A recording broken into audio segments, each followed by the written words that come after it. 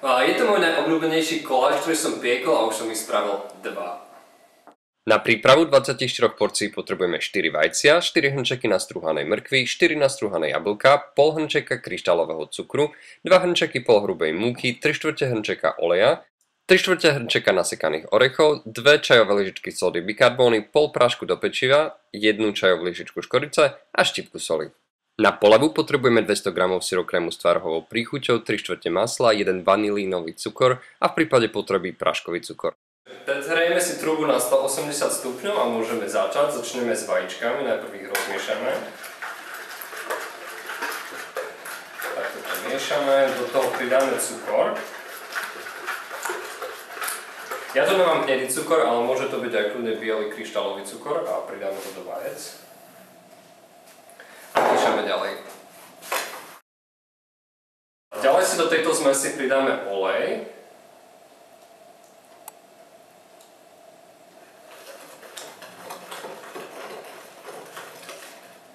A polohrubú múku.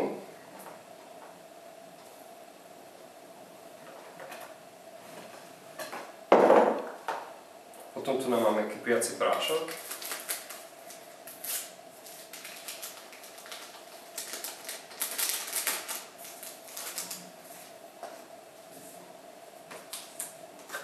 Sodu bikarbónu.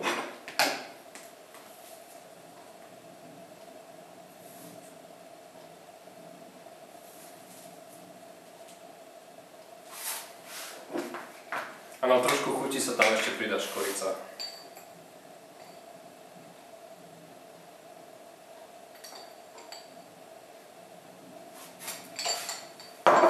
A celú túto zmes premiešame. Pridali sme si tam ešte trošku soli a teraz tam idú jablká. Ak nemáte jablká, môže to byť aj jablkové pyré, ktoré bežne dostať v obchode. A pridá sa tam mrkva, to je asi najdôležitejšie. U nej vlastne bude celý ten zákusok veľmi vláčny a bude fakt super.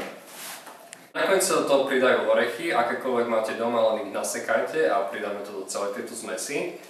V podstate v tomto koláči, keď chcete, môžete orechy vynechať, môžete tam vynechať takisto tie jablká, ale čím viac toho je, tak tým lepšia chuť to je. Teraz si to ideme naplniť. Na cupcakes potrebujeme vlastne takýto muffinový plech a do toho dáme papier, aby sa nám to nezapieklo. Na naberanie môžeme použiť odmerku, ako mám tretinovú odmerku, naberačku na rýžu alebo len lyžicu, to je jedno v podstate. Naberieme si to a v podstate musíme presne zamieriť do týchto košičkov. Nemusí to byť úplne plné, lebo to cesto narastie, ako sa bude piecť.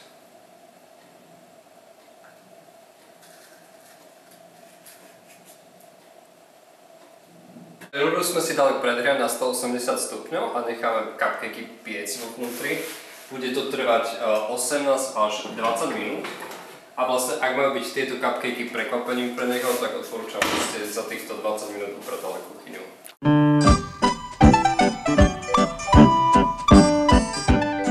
Teraz si spravíme plnku, ide do nej vlastne maslo. A ide to syr. Je to vlastne syrokrém s tvarohovou príchuťou. Všetko sa to bude mixovať. A pridáme do toho vanilínový cukor.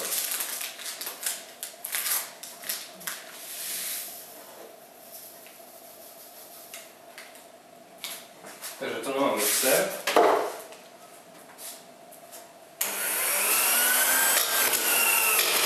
Naše cupcakes sú hotové a tu máme ešte plnku, ktorú si jednoducho nanesieme na tieto cupcakey.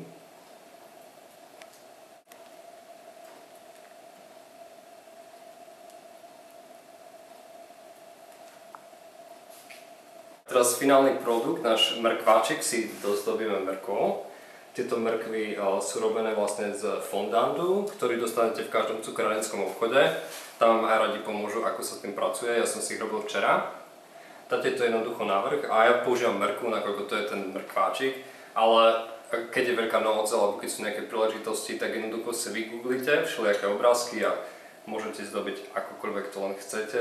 Je to fakt veľmi ľahké. a je to veľmi dobrý darček pre každého. Tak dúfam, že vám bude chutiť a ďakujem, že ste pozerali toto video.